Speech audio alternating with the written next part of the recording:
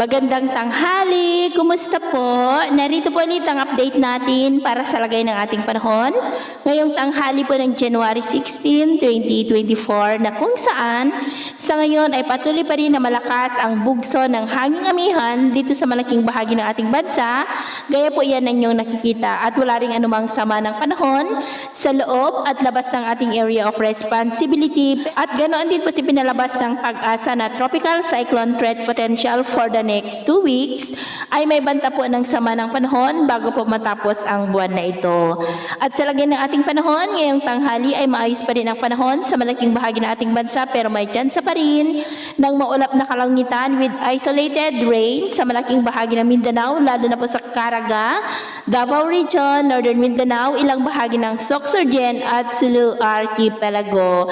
At may isolated light rains rin sa ilang bahagi ng Eastern Visayas,